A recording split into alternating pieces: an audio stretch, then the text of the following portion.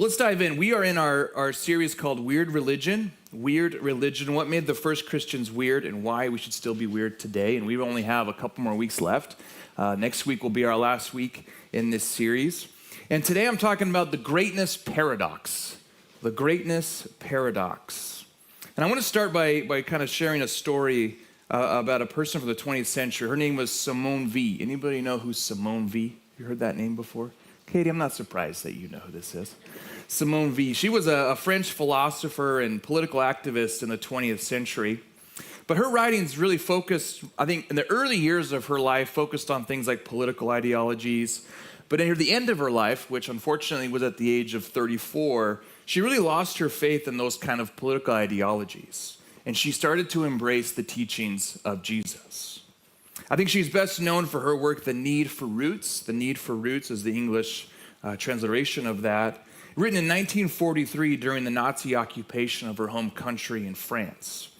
She also fought there as a resistance fighter during that time, but eventually had to move to London to continue to oppose Hitler and the Nazi regime over her country.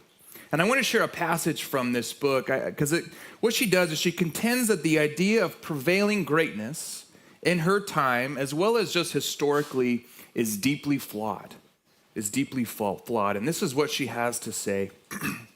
She says this: the only punishment capable of punishing Hitler and deterring little boys thirsting for greatness in coming centuries from following his example is such a total transformation of the meaning attached to greatness.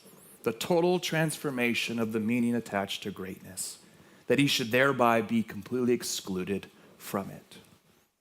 I like this line from V because she argues that really the just punishment for people like Hitler in her time was the complete undermining of what was considered great. That there is a greatness idol that we tend to seek after, and she's arguing that there needs to be a complete transformation of this. What is the North Star of greatness must be changed. She'll go on to say things like Hitler's view of greatness equated to things like power, force, domination, and conquest. It drove him and motivated him. It's been driving people in history the same way. What does it mean to be great? Ideas that inspired and established, I believe, deep in the core of our Western society, to be sure. After all, what comes to mind when you think of greatness? Simone saw the need for this thing to be transformed. She saw the need for greatness and the idea of what it means to be great to be changed. And to do so would save generations from being misled by their ill-founded pursuits of greatness.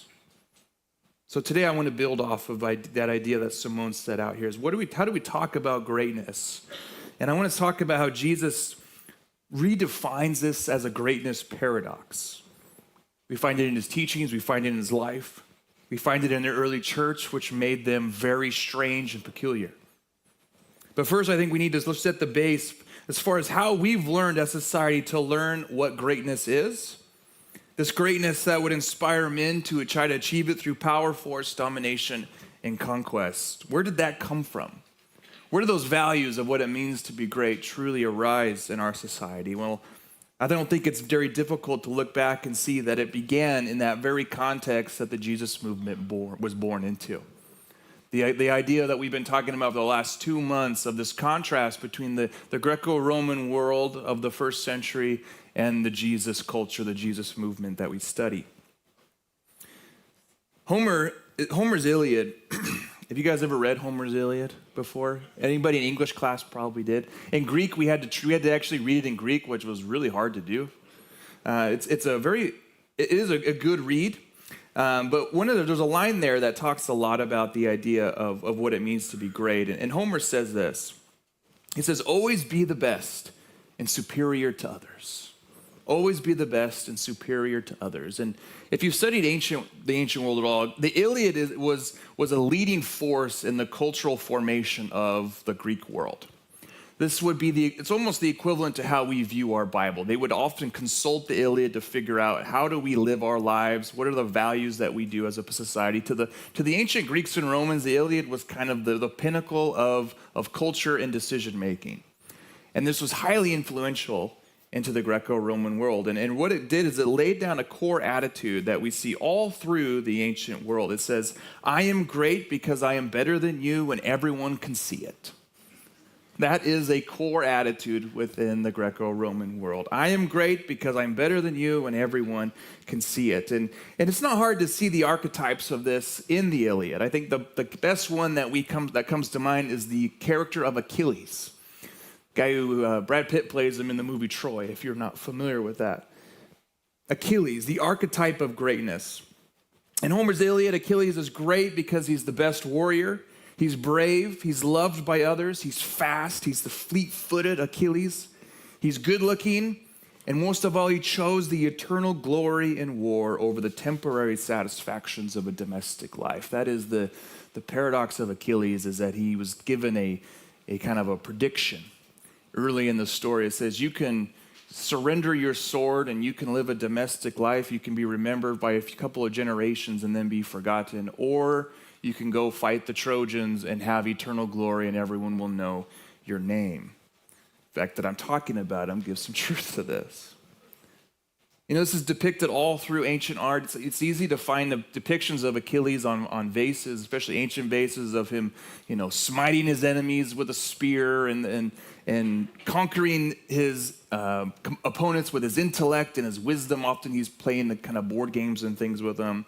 But he is really the archetype of what it means to be ancient, or being great in the ancient world. He's the epitome of ancient greatness. All the powerful men of antiquity, as we view, looked at Achilles as their inspiration. In fact, if you're ever in a classics department or in a classics class, we're studying the ancient world, you'll see how Achilles inspired those of people like Alexander the Great.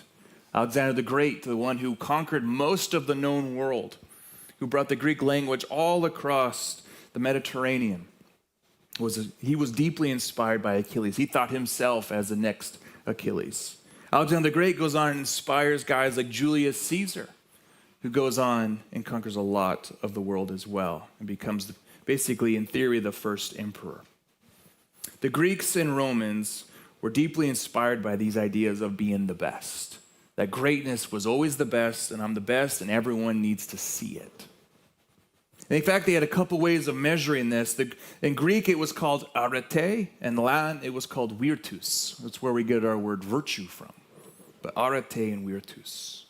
To have arete or virtus was to be excellent, fulfilling one's highest potential, the smartest, most beautiful, in some ways the most honorable and courageous. So what the Greeks and Romans would look at, they look at an individual's life and say, do they have arete and do they have virtus? This is what it means to be great, truly great. And what we see this lived out, especially in the context of the first century, is to be great meant that you rise above others.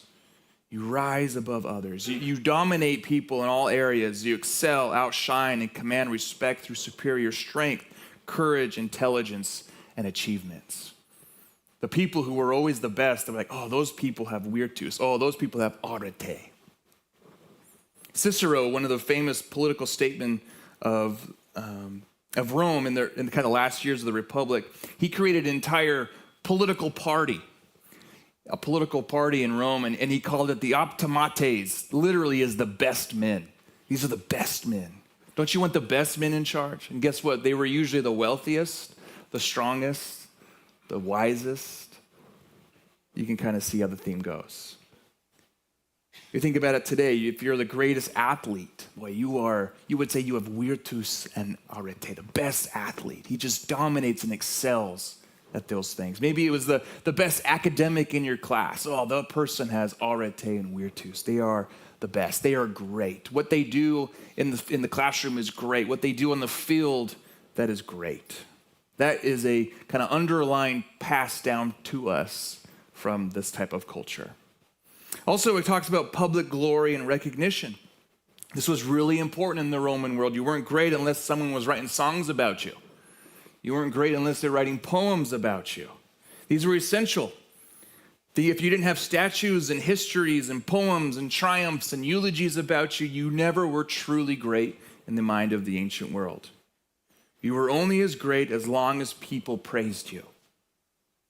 But always be aware. This was a common thing. Always be aware because there's someone much younger behind you who's going to try to outdo you. So there's always that great insecurity in the men and women of the ancient world, was there's always somebody who was coming up to the ranks who might dethrone you. Public glory and recognition. There were wars started in the ancient world because one Roman general was becoming more popular than the other Roman general, and he didn't like it. So they would go to war. You have competitive excellence. Competitive excellence. Greatness meant that you imposed your will. It always meant that you imposed your will. You led armies, you won debates, you crushed enemies, you accumulated great honors, you displayed your wealth through public works, games, and festivals. They would have cultivated this idea of the competitive excellence. They would have loved that. I've seen this deeply in my life. I am a very competitive person. Who's with me on that? And I have to constantly remind myself that I have to resist this temptation a lot. I think it was a culture that lived in a constant comparison of those who always were with them and before them. Are you better than your peers? What makes you great is how you dominate those who are around you.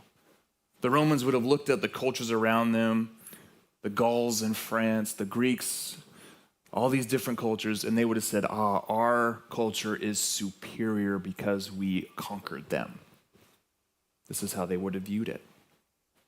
They constantly compared themselves to people. One of my favorite stories is a story from the most famous Roman, probably Julius Caesar. He's 32 years old. He's in Spain on some public duty that he's on. And he comes across a statue of Alexander the Great, and he weeps at his feet.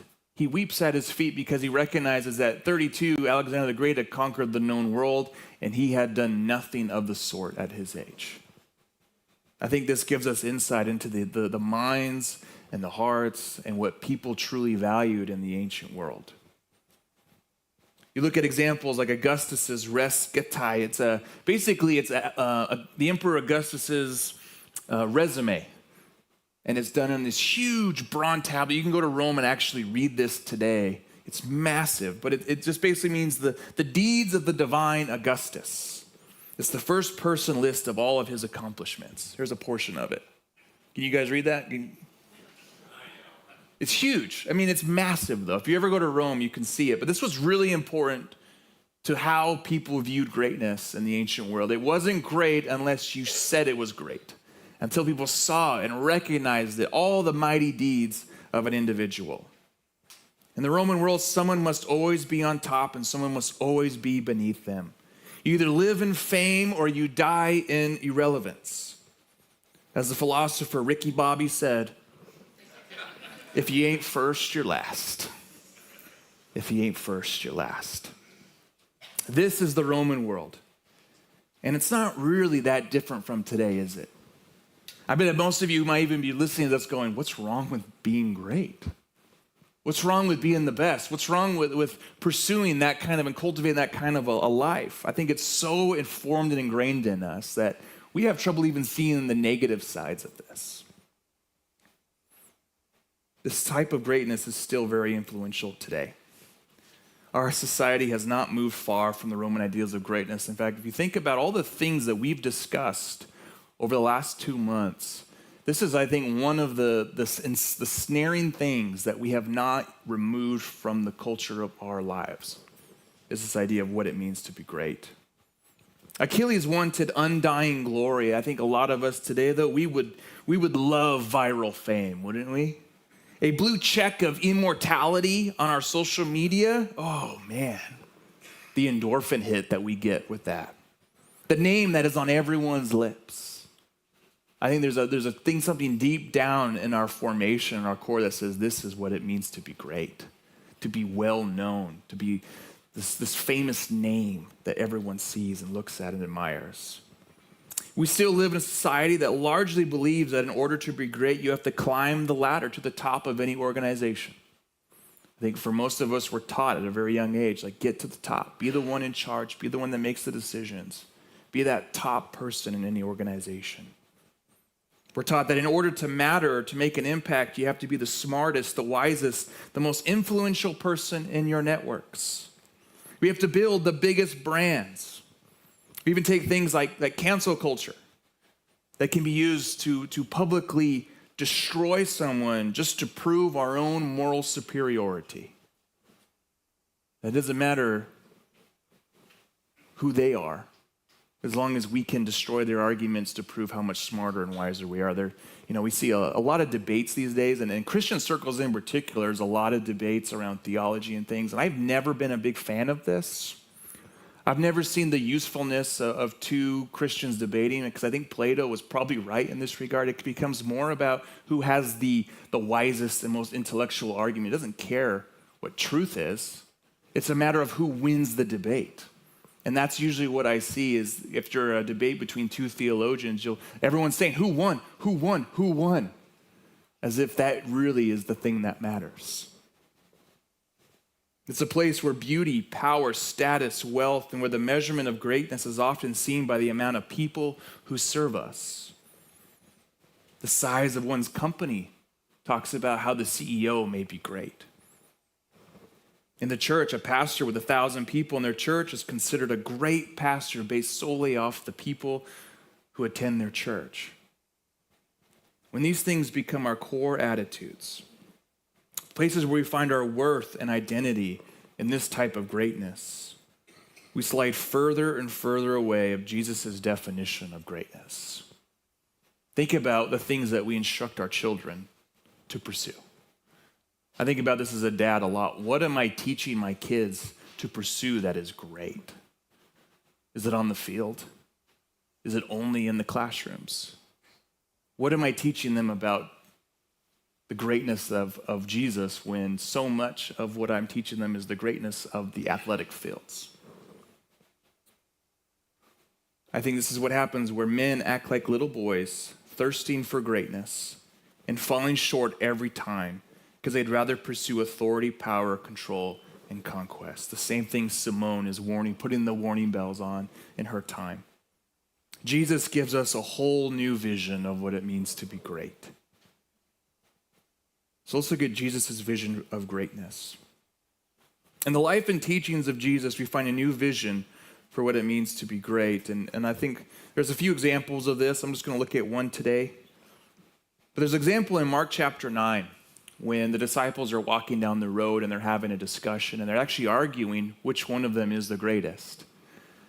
And I think Jesus is walking alongside them, kind of pretending like he doesn't hear them talking about this, because later he comes to them and he says this. He says, they came to Capernaum, and when he was in the house, he asked them, hey, what were you arguing about on the road?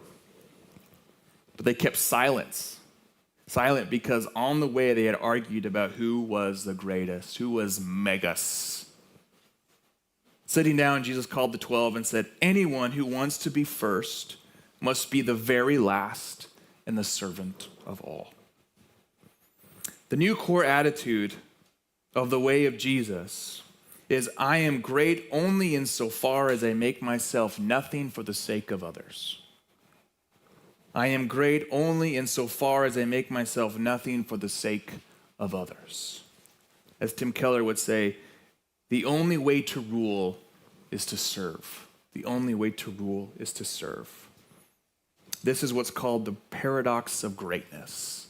The paradox of greatness, the inversion of everything that we might feel is great, everything the Romans said was great, everything the Greeks thought were great. He inverses these things. We're going to look at how he does this today, because he does it in 3 different ways. The first one is the way up is down. The way up is down. Greatness, according to Jesus, is measured by how low you're willing to go, not how high you can climb.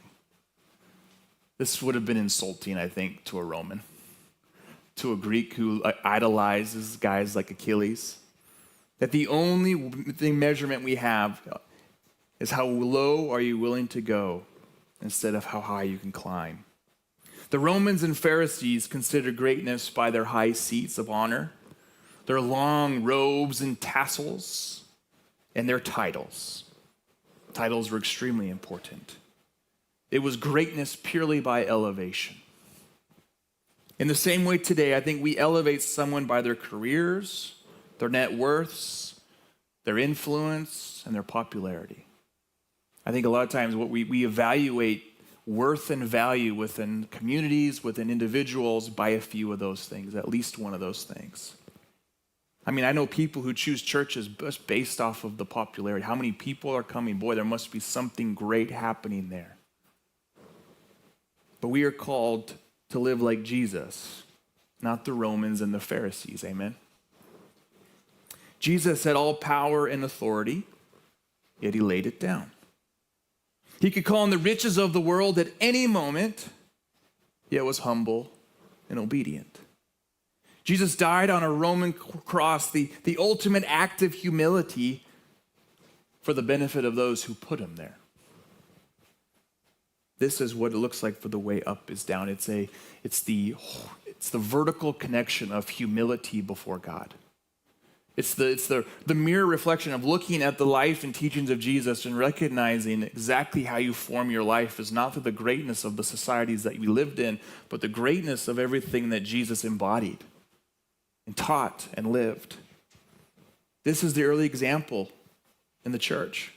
I think one of my favorite ones is in Africa there in the 2nd century. A plague ravaged a place called Carthage, which is modern day Tunisia, killing thousands of people. The civic leaders all fled. Like, well, we can't succumb to this. We're out. So all of the main leadership of the cities are gone. Yet a small remnant remained. A Christian named Cyprian rallied other Christians to stay. They nursed the sick, pagan and believer alike. They carried corpses, spoon-fed the sick, and buried the dead. They remained when everyone else fled. The world called them fools, but I think Jesus would have called them great. They saw the humility of Christ. They reflected that into their situations and their circumstances. Everyone else would have thought they were ridiculous, unsafe, fools, yet they saw the call and they answered greatness. You look at modern applications of this. I was reading an article not too long ago by a business article. There's a CEO named Dan Price. Maybe some of you have heard this story, but he was the CEO or is the CEO of Gravity Payments. And during a hard time, he slashed down his own $1 million salary in 2015 to $70,000 a year. So he could raise the minimum wage of his 120 employees to the same level. This ensured no layoffs during tough times. Imagine a CEO today saying, you know what, I'm going to take that kind of a cut in order to save and spare my employees. Dan went so low into sacrificing personal wealth in order to alleviate financial stress for his team. And what it did is it did something kind of unpredicted. It led to an extreme boost in morale. It led to high productivity and actually company growth. He became pretty well known as a CEO who surrendered. I can only imagine what his CEO friends thought about this move at dinner. I can just imagine 4 or 5 CEOs sitting together and Dan talking about what he did to save his employees. The way being down rather than up is about humility as the path to true exaltation. It's the inverse of everything that we might think is instinctual when it comes to being great. And it's cool because what we're seeing is there's actually, this principle has leaked into things like business. When I worked at Qualtrics those many years ago, we used to go into businesses and actually evaluate employee experiences and things like this. And what we learned was exactly what Jesus is teaching. The more the leadership surrenders in humility to serving their employees, the more healthy the companies are. When the employees become the things that the leadership serves, the company actually performs better. This is an inverse of the Roman way of greatness with Jesus' teachings being saturated into it. Pride seeks to climb higher by self-evaluation or self-elevation. God's economy tends to invert this idea. So the idea of this is to stop grasping at titles. I think one of the hardest conversations I had, I was fresh into ministry, and boy, I wanted to be called a pastor real bad. And I remember sitting down with my pastor. His name was Ira. He's a little Messianic Jewish guy about this big. I called him my little buddy. And he sat at his big table or his big desk, and I was sitting in his office, and he looked at me and he says, you don't want this title. And I was like, what are you talking about? Of course I do. And I remember kind of getting mad. I was like kind of teary-eyed angry with him at this point because I was like, you don't understand. I'm going to be a pastor somewhere, you know. And what he was trying to teach me was I was after the title because I thought with the title became some kind of greatness. Because I had built this idea of a title in my head as being this focus of what it means to be great.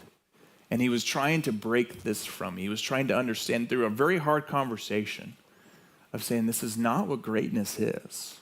I didn't understand it at the time. But after many years, I started to recognize that's exactly what it is. We got to stop grasping at titles. We got to stop grasping for recognition and control. I think out there, we need to discover that a life of humility is the one God promotes into greatness. If you want to be great, live a life of humility. The second one is the way to be first is to be last. The way to be first is to be last. The idea of the way up is down is a kind of this idea of vertical relationship with God. This is kind of more the horizontal way of relating to one another. Because the world says great people have servants. Great people have servants. Jesus says great people are servants. Okay? Jesus says great people are servants. Let's look at the early church example here. There was a woman named Perpetua. She was a 22-year-old woman who was killed for her faith in around 200 AD. The amazing thing about Perpetua, though, was she was a noble woman who could have easily saved her own life. She could have easily saved her own life. She had the power, she had the reputation, she came from the right families. All she had to do was renounce Jesus and forsake her slaves who were following Jesus. Instead, she willingly surrenders her status. And the amazing thing about Perpetua is she walks into the arena on her own volition because they were about to be killed publicly in the arena. And she walks into that in solidarity, not only with her slaves, but her sisters in Christ. Alongside her slave Felicitas, her sister in Christ, she was killed. Perpetua, one of the top in her society, put herself in the least of society. She made herself like a servant because her faith compelled her to serve with her sister Felicitas. A powerful example of the first being last. You know, I think about this sometimes. If we were standing in a long line, as we all do, maybe even today at the coffee bar, you're waiting for a long line, how many of us would be willing to stand in the back of the line so that others could get served before us? What if your application this week was just next time you're standing in the line, you just willingly go to the back so that someone else can go before you? I don't think any of us would really like that, would you? That's exactly the type of teaching we see with Jesus. Jesus teaches us that greatness isn't about being served, it's about out-serving everyone else. You want to be first in the kingdom? Jesus says, serve your enemies. Serve those who criticize you, serve those who persecute you, serve those who slander your name, serve those who misunderstand you. Serve those in society who you would never normally serve or who society won't serve. I think we need to make servanthood our default lens in view of the world. Ask every day. A common thing you can do every day is just have this idea in your head that's forefront of your mind that says, who can I serve today? Make that just a normal thing in your life as you just walk through life, as you do things as you normally do. Who can I serve today? And He loves putting people in our paths that we can serve. It's like praying for patience. You will always get a good answer for that because you're always going to get opportunities to exercise patience, right? When you ask God to put somebody in your life to serve, He will always put someone in your life that you can serve, who you can become least than in today. In your daily prayers, say, Lord, how can I make others in this room flourish even at my own expense? How can I just bless other people abundantly that they flourish even at my own expense? At your self-reflections this week too, think about this. Where are you still clutching things like status, comfort, rights, or reputation? What if all those things weren't as important to you? Status, comfort, rights, and reputation. I want you to try to release one of those things on purpose this week. Release it. Find the freedom from trying to find greatness in those particular things. Because again, our society tends to scream, look out for number one, always, right? Always look out for number one. But Jesus' example couldn't be more different than that, is it? Jesus teaches us to look out for one another. And that is I think, a great example of what it means to be great, that the greatest servants are those who are constantly looking out for one another. The third one and the last one is the way to be seen is to disappear. The way to be seen is to disappear. And the irony of this is I'm doing it right now under a giant spotlight. I feel like I need to go sit down for this one. But God spotlights those who refuse the spotlight. And this is the thing we really, really need to ingrain within the church, is that God spotlights those who refuse the spotlight. Matthew 6:6, Jesus says this, but when you pray, go into your room, close the door, and pray to your Father who is unseen. Then your Father who sees what is done in secret will reward you. He's saying this in response to this idea of public righteousness, this idea of a loud, boastful arrogance of the righteous, mostly the Pharisees and the scribes in Jesus' day, but it can really be anybody who kind of makes the spotlight about them and their righteousness or their good deeds. He says, to be seen is to truly disappear. When you realize the audience is one rather than hundreds or thousands. These words from Jesus really are a warning not to practice things like righteousness in front of others, as if you'll get some reward in doing so. Jesus will say, they got their reward. They got their reward for doing things the way they did it. It inverts the entire idea of Roman greatness. When it's like creates statues and triumphs and poems and histories about individuals, where Jesus is like, make it about you and God rather than how great you are in front of people. True greatness is displayed by the ones who deliberately vanish from human attention so that only the Father sees.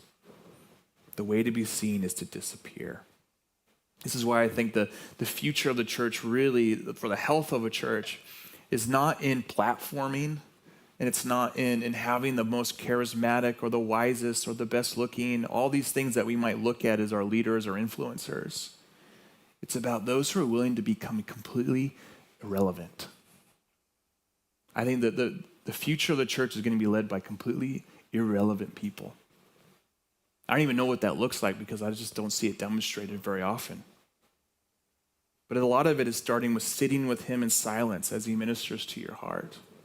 It's asking how to forgive others when you're still angry or upset and are struggling to know how to forgive. I think so often when we're hurt, I do this all the time and I hate it about myself, and maybe you do too, is we love going and sharing publicly about everything that's hurt us, rather than first understanding and sitting with it with God. How many of you are like that? How many of you blast on social media everything that's wrong as you criticize everybody because you're hurt? I do that. My mentors know when I'm hurting because they can look at my social media. I hate it, but it's true. can I be vulnerable? Are you guys okay with that? It's sitting with him in tragedy and brokenness for a long period of time. These are things that can truly make you great. These things are never done in the spotlight. They're done backstages in secret places. These things are never like to be talked about or exposed or in the spotlight. They're really these places that are done in secret. I think we need to stop curating our images, that we kill the need to be noticed, quoted, liked, or thanked, that we do the faithful thing always in secret. Again, the only audience that truly matters is the audience of one. And he never forgets a secret act of love. He never forgets that secret act of love. And as Jesus would say it, that is truly great.